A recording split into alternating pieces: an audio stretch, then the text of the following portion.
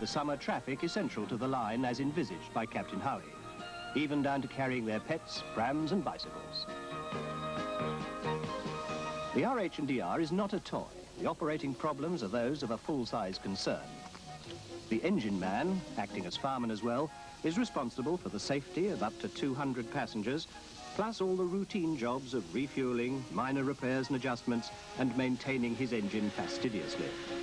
You'd have to go a long way to find any locomotive kept cleaner and with more pride than those of the RH&DR. All the correct operational signals and rules of a full-scale working railway have to be correctly followed.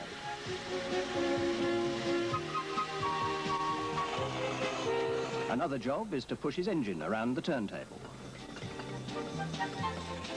The RH&DR is unusual among British minor railways in that its stable of steam locomotives have always been of one basic design, the design of Henry Greenley.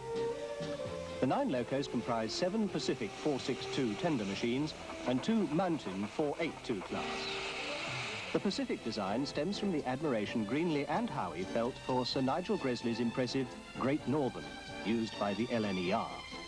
It was only natural that a similar outline and general design should be adopted for these 15-inch gauge engines.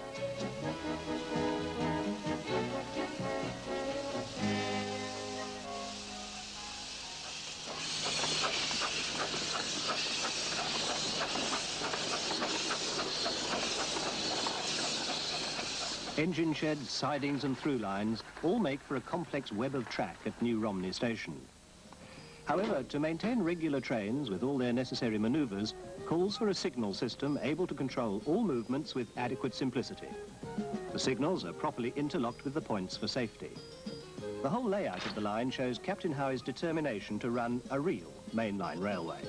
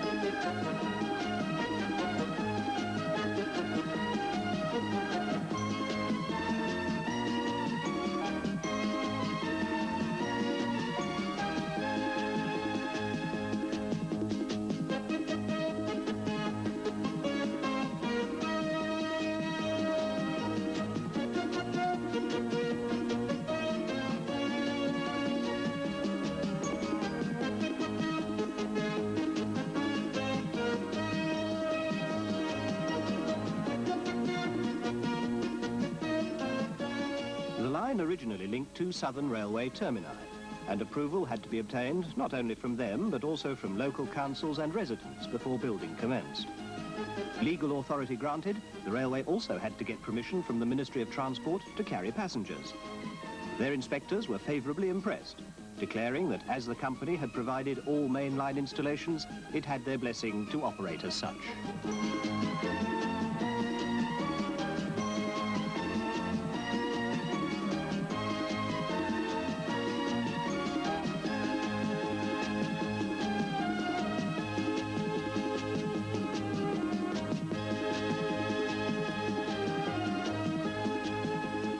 The most important part of the line is the journey to Hythe. The station retains much of Greenley's original design, and it makes an imposing finish to the journey at the northern terminus. Many of the passengers start their journey here at Hythe, as it's close to the main London-Dover road. It's easy to see the appeal that steam has for a very varied selection of prospective passengers.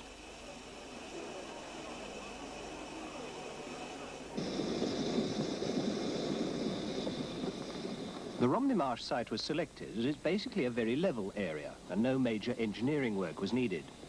The flat run ideally suits the large wheel locomotives designed for the 15-inch gauge track.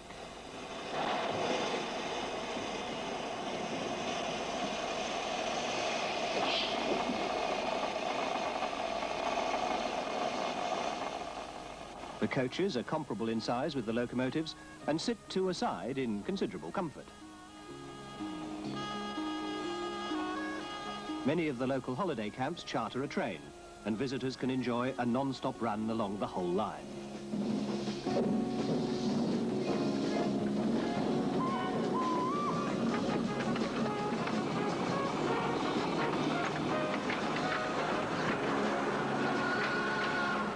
Travelling to school by train is a daily treat for some local children. Kent County Council has replaced their normal school bus service with a steam-powered journey across the marsh from Dymchurch to their primary school at New Romney.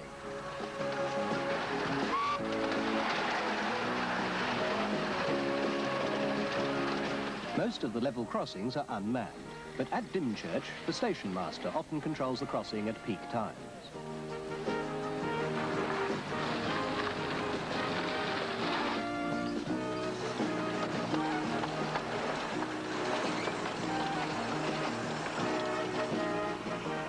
In line with modern practice, the busiest crossings are now controlled by lights.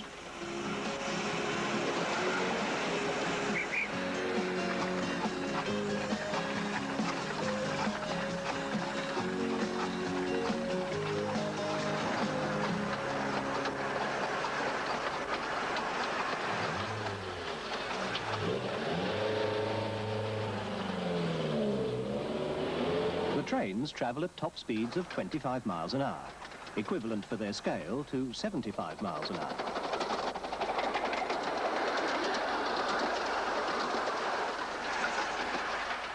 The railway runs daily from Easter to the end of September, with the most intensive service during the school summer holidays. At the busiest time, there is a half-hourly service from Hythe to New Romney. A reduced service, at weekends only, is operated for the rest of the year.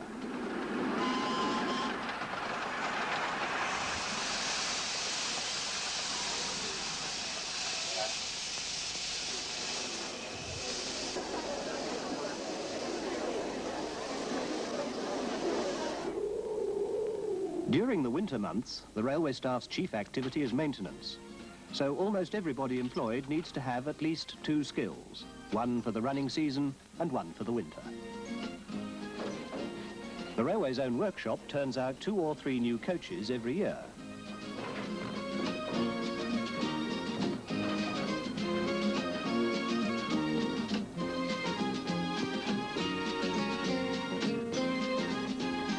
The railway employs some 25 people all year round, including drivers, fitters, plate layers and coach builders.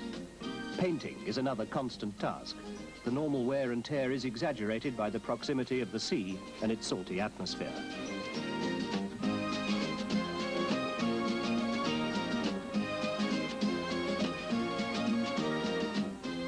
In the main locomotive shed, where the engines are steamed, light repairs can be carried out.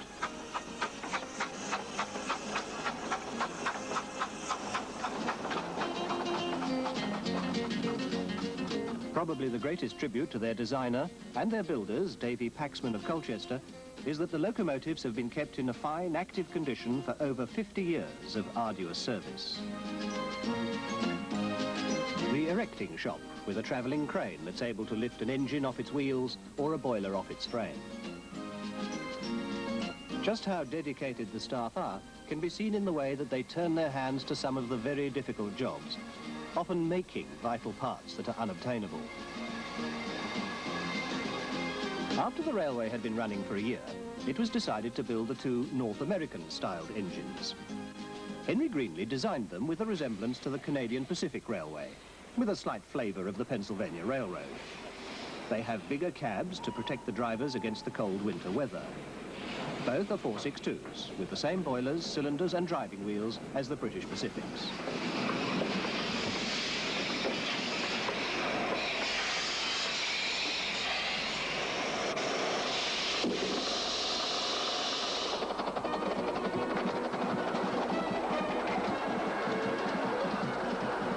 Travelling at speed across the marshes, they really give the impression of the iron horses that steamed across the American prairies.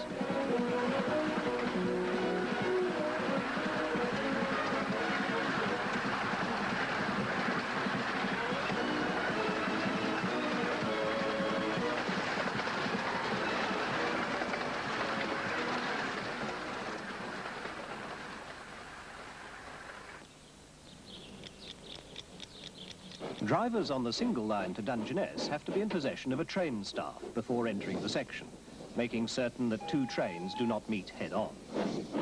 After passing under the main road at New Romney, the double track reduces to single, and from then on the train is never more than 100 yards from the sea.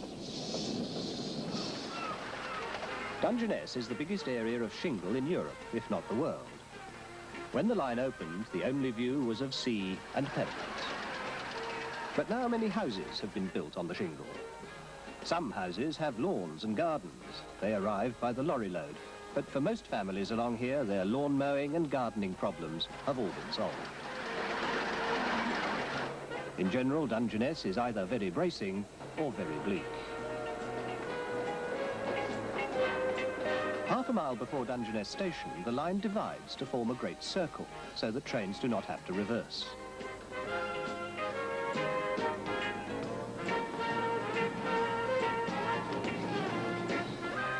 The end of the line, 14 miles from Hythe, with a normal journey taking about 70 minutes. The nuclear power station at Dungeness stands as a modern symbol of energy. Electricity, the clean power that probably has played the most decisive part in vanquishing steam railways. It was another source of power, oil, that gave the RH&DR its finest hour. During the war, the railway was requisitioned by the army and carried the sections of the Pluto pipeline that was laid from Dungeness across the channel to carry fuel after the D-Day landings in Normandy. Then the 6th Battalion of the Somerset Light Infantry wanted some mobile firepower, so they fitted armour plating, Lewis guns and an anti-tank rifle. Some of this sting was lost, however, when the guns had to be removed to pass under low bridges. The train was never seriously used in action, but its crew always claimed that they shot down at least one enemy aircraft. In 1945, when the army left, the line was not in good condition. In fact, German prisoners of war helped to rebuild much of the track that had suffered through neglect. To celebrate the railway's 50th anniversary, the souvenir shop at New Romney had special first-day letter covers for sale.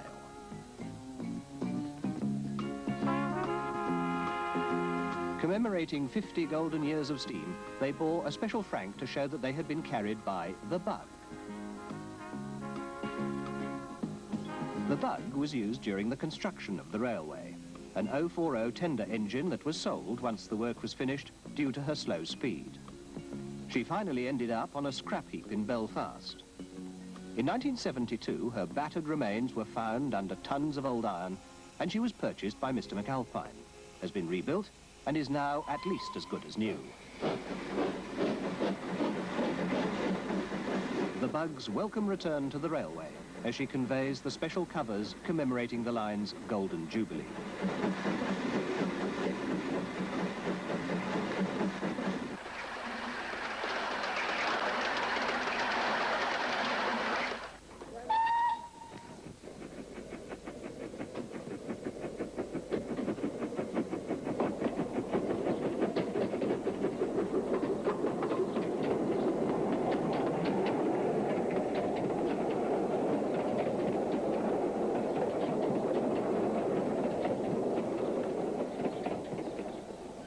At Hythe, the special covers are handed over to the Royal Mail, where they're sent off to stamp collectors and railway enthusiasts the world over.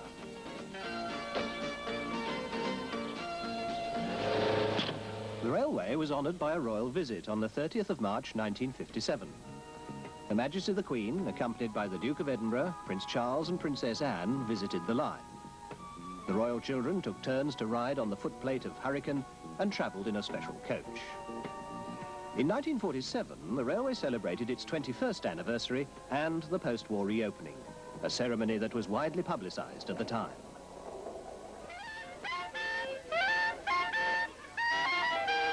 When the Romney, Hythe and Dymchurch Railway, the smallest public railway in the world, recently celebrated its 21st birthday, Messrs. Laurel and Hardy were invited to the party. One of their jobs was to reopen the section from Romney to Dungeness.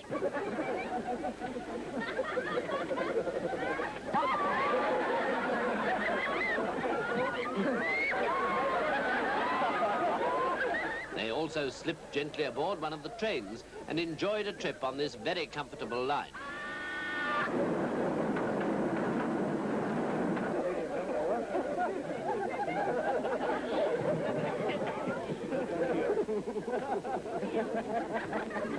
At New Romney Station, they met the mayor and shook hands all round.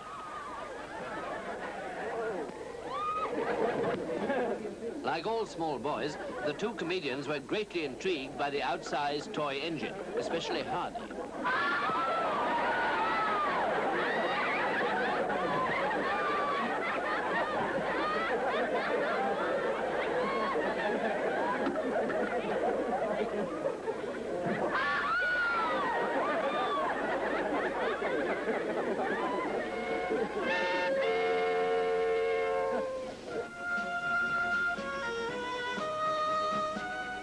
The Jubilee Limited, another special train to mark the railway's 50th anniversary.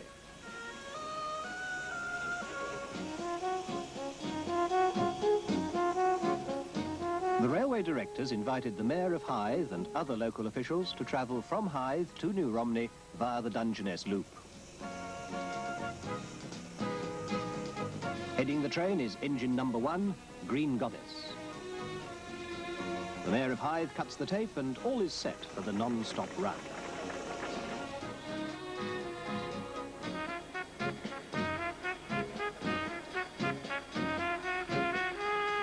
Two other passengers on this commemorative journey travelled on the very first passenger run 50 years ago. Mrs. Hay was 5 years old and her brother Ken Mills was 7. Their grandfather supplied the timber used in building the railway.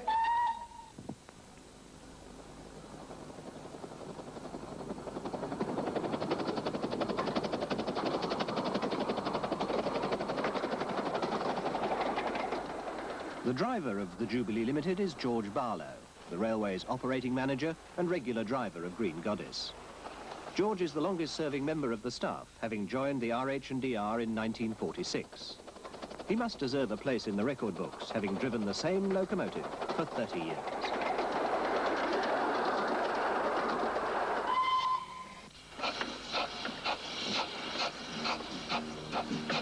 Captain Howie died in 1963 and must be envied for having achieved his ambition. To have come from 100 miles an hour on the motor racing circuits to 25 miles an hour on Romney Marsh had made him a happy man.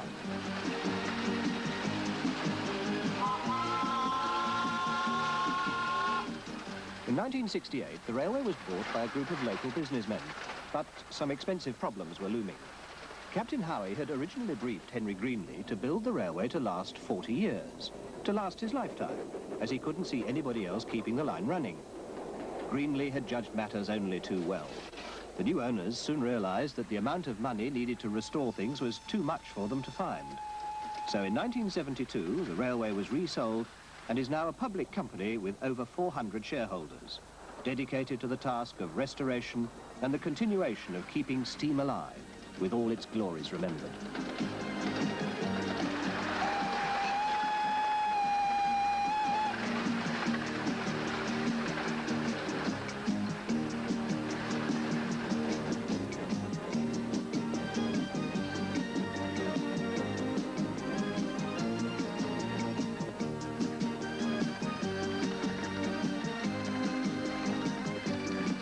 Today's children will never know the magic of long-distance, high-speed, mainline steam trains. The barely held-in power of a locomotive waiting to depart, the eager roaring on the run, the quiet entry to the terminus.